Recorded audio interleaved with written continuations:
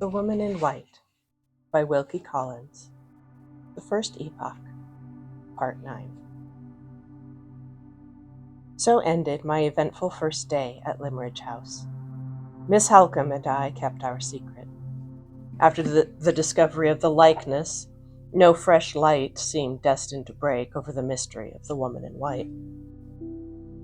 At the first safe opportunity, Miss Halcombe cautiously led her half-sister to speak of their mother, of old times, and of Anne Catherick. Miss Fairley's recollections of the little scholar at Limmeridge were, however, only the most vague and general kind. She remembered the likeness between herself and her mother's favorite pupil as something which had been supposed to exist in past times, but she did not refer to the gift of the white dresses, or to the singular form of words in which the child had artlessly expressed her gratitude for them. She remembered that Anne had remained at Limmeridge for a few months only, and had then left it to go back to her home in Hampshire. But she could not say whether the mother and daughter had ever returned, or had ever been heard of afterwards.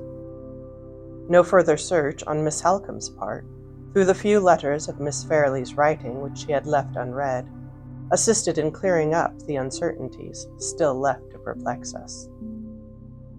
We had identified the unhappy woman whom I had met in the night-time with Anne Catherick. We had made some advance, at least, towards connecting the probably defective condition of the poor creature's intellect with the peculiarity of her being dressed all in white, and with the continuance in her maturer years of her childish gratitude towards Mrs. Fairley. And there, so far as we knew at that time, our discoveries had ended.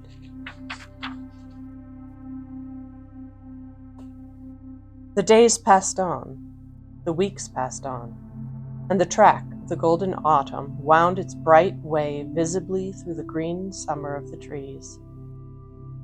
Peaceful, fast-flowing, happy time. My story glides by you now as swiftly as you once glided by me. Of all the treasures of enjoyment that you poured so freely into my heart, how much is left me that has purpose and value enough to be written on this page? Nothing but the saddest of all confessions that a man can make, the confession of his own folly. The secret which that confession discloses should be told with little effort, for it has indirectly escaped me already. The poor weak words which have failed to describe Miss Fairley have succeeded in betraying the sensations she awakened in me. It is so with us all. Our words are giants when they do us an injury, and dwarfs when they do us a service. I loved her. Ah, how well I know all the sadness and all the mockery that is contained in those 3 words. I can sigh over my mournful confession with the tenderest woman who reads it and pities me. I can laugh at it as bitterly as the hardest man who tosses it from him in contempt. I loved her. Feel for me, or despise me. I confess it with the same immovable resolution to own the truth. Was there no excuse for me? There was some excuse to be found, surely, in the conditions under which my term of hired service was passed at Limmeridge House. My morning hours succeeded each other calmly in the quiet and seclusion of my own room. I had just work enough to do in mounting my employer's drawings, to keep my hands and eyes pleasurably employed, while my mind was left free to enjoy the dangerous luxury of its own unbridled thoughts. A perilous solitude, for it lasted long enough to enervate, not long enough to fortify me. A perilous solitude, for it was followed by afternoons and evenings spent, day after day and week after week, alone in the society of 2 women, one of whom possessed all the accomplishments of grace, wit, and high breeding, the other all the charms of beauty, gentleness, and simple truth. that can purify and subdue the heart of man. Not a day passed in that dangerous intimacy of teacher and pupil in which my hand was not close to Miss Fairley's, my cheek, as we bent together over her sketchbook, almost touching hers. The more attentively she watched every movement of my brush, the more closely I was breathing the perfume of her hair and the warm fragrance of her breath. It was part of my service to live in the very light of her eyes, at one time to be bending over her, so close to her bosom as to tremble at the thought of touching it, at another to feel her bending over me, bending so close to see what I was about that her voice sank low when she spoke to me, and her ribbons brushed my cheek in the wind before she could draw them back.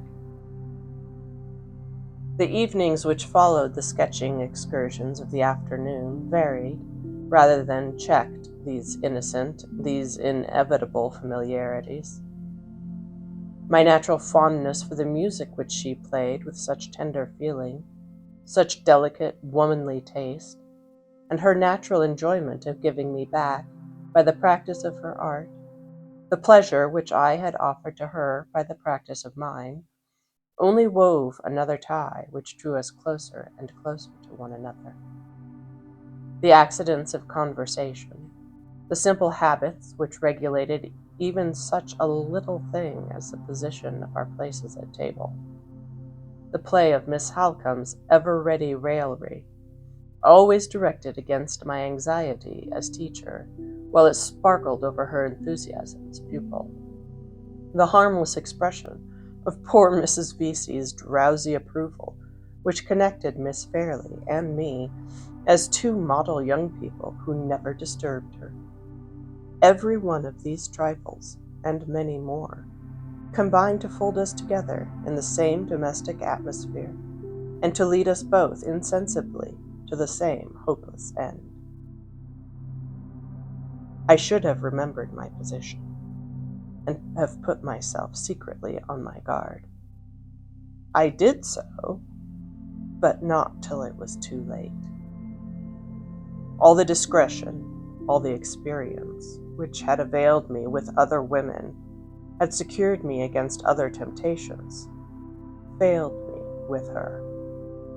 It had been my profession, for years past, to be in this close contact with young girls of all ages and of all orders of beauty. I had accepted the position as part of my calling in life. I had trained myself to leave all the sympathies natural to my age in my employer's outer hall as coolly as I left my umbrella there before I went upstairs.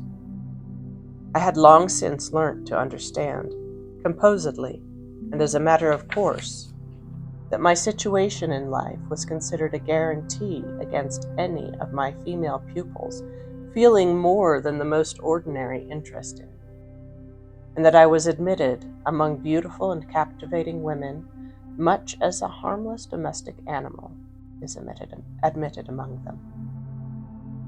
This guardian experience I had gained early. This guardian experience had sternly and strictly guided me straight along my own poor narrow path, without once letting me stray aside to the right hand or to the left. And now I and my trusty talisman were parted for the first time. Yes, my hardly earned self-control was as completely lost to me as if I had never possessed it. Lost to me as it is lost every day to other men in other critical situations where women are concerned. I know now that I should have questioned myself from the first. I should have asked why any room in the house was better than home to me when she entered it, and barren as a desert when she went out again. Why I always noticed and remembered the little changes in her dress that I had noticed and remembered in no other woman's before. Why I saw her, heard her, and touched her when we shook hands at night and morning, as I had never seen, heard, and touched any other woman in my life. I should have looked into my own heart and found this new growth springing up there and plucked it out while it was young. Why was this easiest, simplest work of self-culture always too much for me? The explanation has been written already in the 3 words that were many enough and plain enough for my own confession. I loved her. The days passed. The weeks passed. It was approaching the 3rd month of my stay in Cumberland. The delicious monotony of life in our calm seclusion flowed on me like a smooth stream with a swimmer who glides down the current. All the memory of the past, all thought of the future, all sense of the falseness and hopelessness of my own position lay hushed within me into deceitful rest. Lulled by the siren song that my own heart sang to me, with eyes shut to all sight and ears closed to all sound of danger, I drifted nearer and nearer to the fatal rocks. The warning that aroused me at last and startled me into sudden, self-accusing consciousness of my own weakness was the plainest, the truest, and the kindest of all warnings, for it came silently from her. We had parted one night, as usual. No word had fallen from my lips, at that time or at any time before it, that could betray me or startle her into sudden knowledge of the truth. But when we met again in the morning, a change had come over her, a change that told me all. I shrank then, I shrink still, from invading the innermost sanctuary of her heart and laying it open to others, as I have laid open my own. Let it be enough to say that the time when she first surprised my secret was, I firmly believe, the time when she first surprised her own, and the time also when she changed towards me in the interval of one night. Her nature, too truthful to deceive others, was too noble to deceive itself. When the doubt that I had hushed asleep first laid its weary weight on her heart, the true face owned all, and said, in its own frank, simple language, I am sorry for him. I am sorry for myself. It said this and more, which I could not then interpret.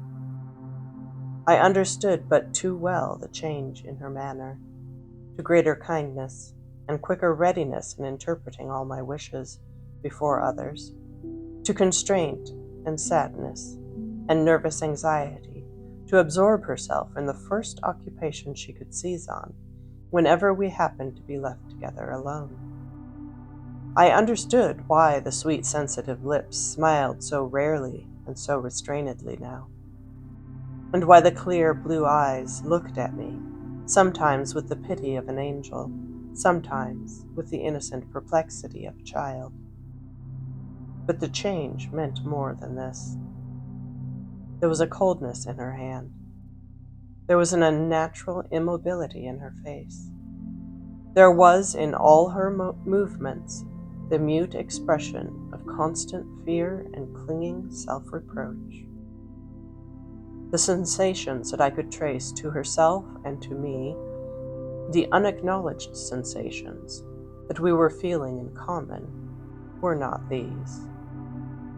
There were certain elements of the change in her that were still secretly drawing us together, and others that were, as secretly, beginning to drive us apart.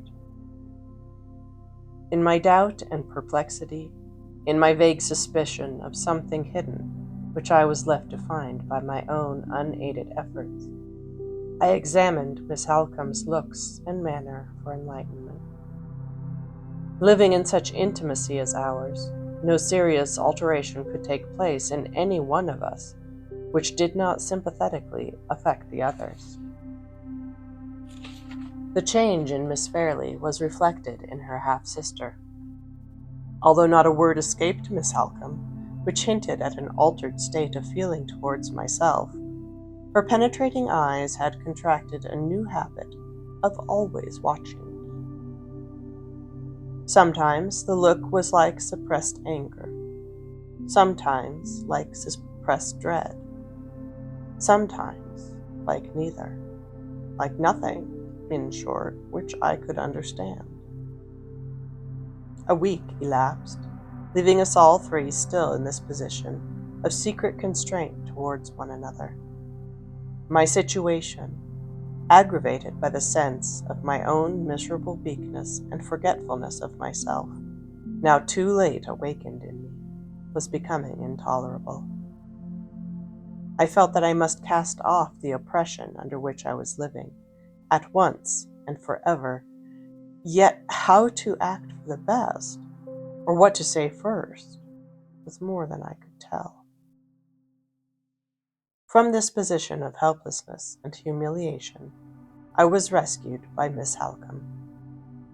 Her lips told me the bitter, the necessary, the unexpected truth.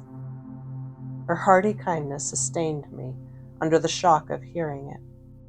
Her sense and courage turned to its right use an event which threatened the worst that could happen to me and to others in Limmeridge House.